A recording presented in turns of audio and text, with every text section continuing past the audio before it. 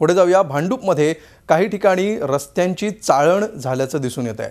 पालिकेचे स्थायी समितीचे अध्यक्ष रमेश कोरगावकर यांच्या विभागामध्ये तर रस्त्यांची चाळण झाली आहे।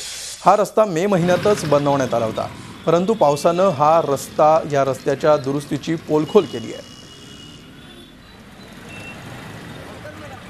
याचा आढावा घेतला आमचे प्रतिनिधी अमोल पेडणेकर यांनी।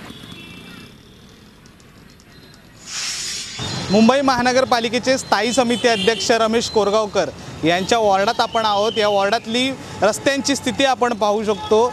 हा जो रस्ता आहे मुख्य रस्ता आहे, ज्या रस्त्यावरून अनेक वाहनांची वर्दळ असते या ठिकाणी, त्या रस्त्यांवरच अशा प्रकारचे खड्डे पडलेले दिसून येत आहेत। अतिशय मोठे खड्डे आहेत। 4 महिन्यापूर्वी या रस्त्याचं काम पूर्ण झालं होतं, परंतु पावसाळा आला त्याच्यानंतर 2 ते 3 दिवसाच्या पावसातच या अशा प्रकारे रस्त्यांचे जे खड्डे आहेत ते दिसायला लागलेले आहेत। पालिकेने जी कामं केलेली आहेत, किती निकृष्ट दर्जाचे रस्ते बनवलेले आहेत याची प्रचितीच या खड्ड्यांवरनं आपल्याला दिसून येते।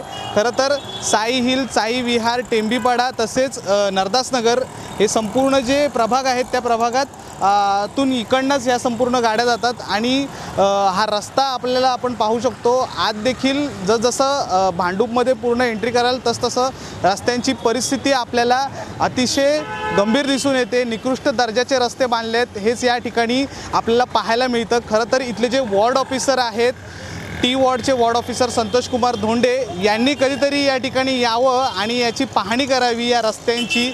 त्यांना या रस्त्यांची नक्कीच प्रचिती येईल। या ठिकाणचे हे रस्ते पाहिल्यावर भांडूपकरांची या खड्ड्यांतून सुटका कधी होणार असा प्रश्न या ठिकाणी उपस्थित होतोय। व्हिडिओ जर्नलिस्ट मयूर राणेसह अमोल पेडणेकर, झी मीडिया, मुंबई।